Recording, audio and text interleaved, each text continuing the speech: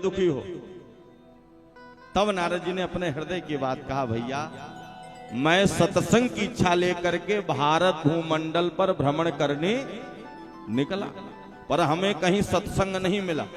सनकादिक बोले घूमने से थोड़ी सत्संग मिलेगा, अरे कहीं तीर्थ में जाओ, अभी तो प्रयाग में कुंभ लगा था, कुंभ में जाओ। नारद जी ने कहा तो भैया दिल्ली बंबई थोड़ी गया था, तीर्थ ही में गया था। बोले कौन से तीर्थ में गए?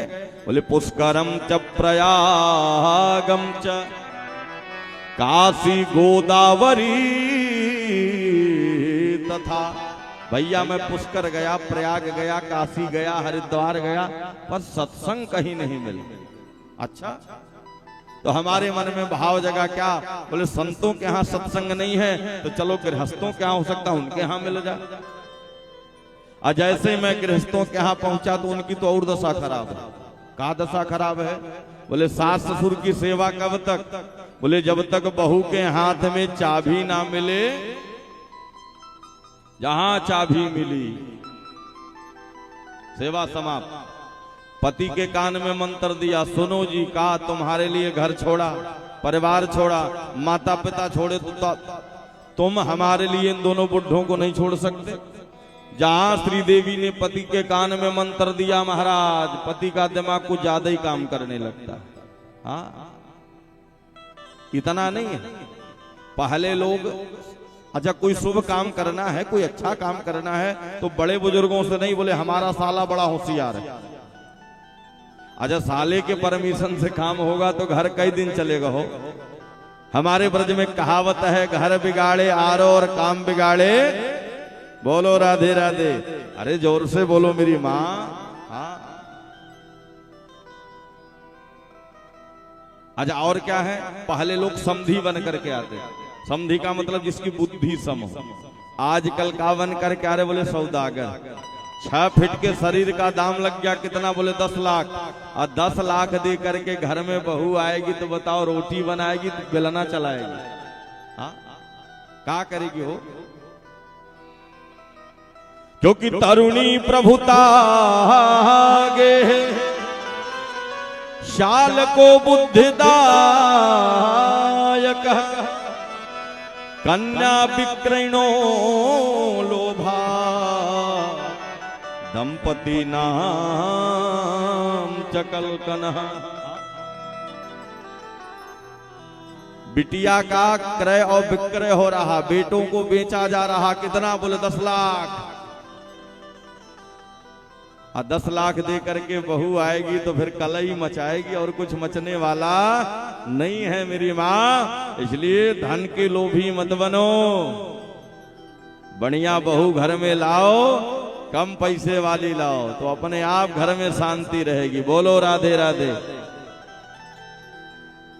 नारद जी ने कहा भैया हमें संतों के यहाँ सत्संग नहीं मिला, गृहस्थों के यहाँ तो दशा खराब ही है।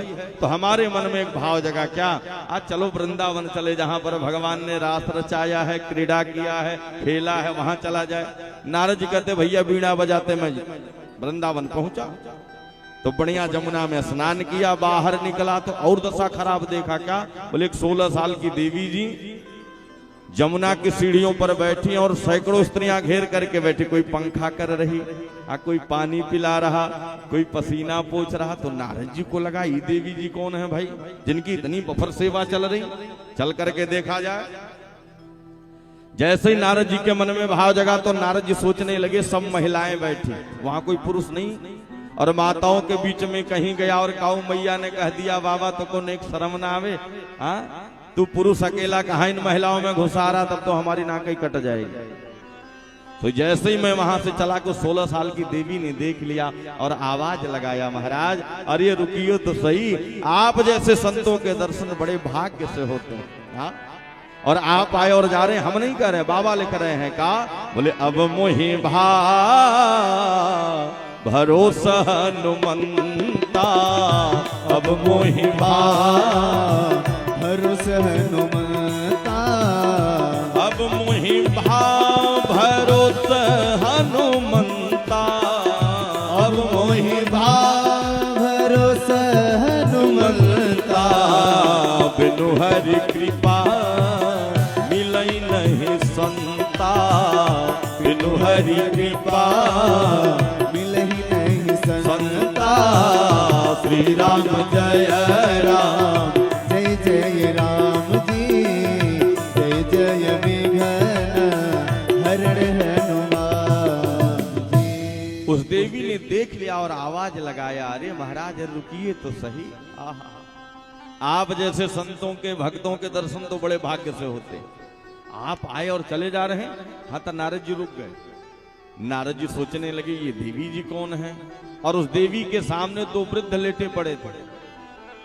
नारद जी ने पूछा, कासित तुम देवी आप कौन है? वद देवी सविस्तारम स्वस्य दुखस्य कारणम। देवी आप कौन है, आपके दुख का कारण क्या है, और ये दोनों वृद्ध कौन है?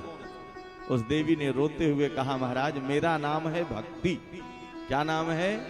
भक्ति। ये दोनों हमारे पुत्र हैं। नारद जी फटी फटी आंखों से देखने लगे। माता जी 16 साल की, बच्चे 80 साल के, ये कैसे हो गए?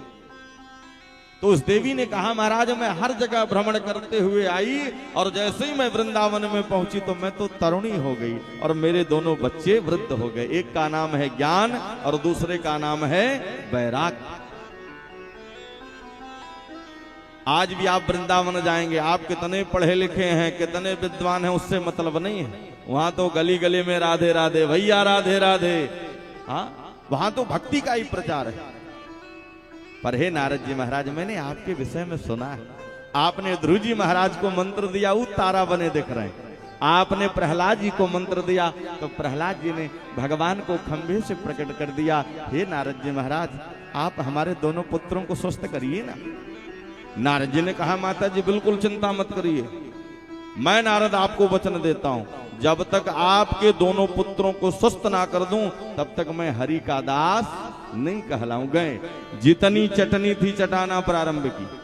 जैसे आप डॉक्टर के पास जाएंगे तो पहले छोटी दवा देता, सीधा बड़ी दवा नहीं दे देते। तो नारद जी भी पहले छोटी दवा दिए। कौन सा? बोले वेद वेदांत घोषिश्च, वेद का पाठ किया। अच्छा, जब तक पाठ करते मूर्छा दूर हो जाती, जहां पाठ करना बंद फिर मूर्छित। नारद जी को लगा अब छोटी दवा में काम नहीं चलेगा, बड़ी दवा देनी पड़ेगी। बोले गीता पाठिर मोह मोह, गीता का पाठ किए। पाठ करते तो मूर्छा दूर, पाठ करना बंद फिर गिर जाते। आकाशवाणी भई नारद भैया सत्कर्म करो। नारद जी ने कहा, तो अभी तक क्या कर रहा था? अरे भाई मैंने वेद सुनाया, उपनिषद सुनाया, तो अब ऐसा क्या बचा है हो?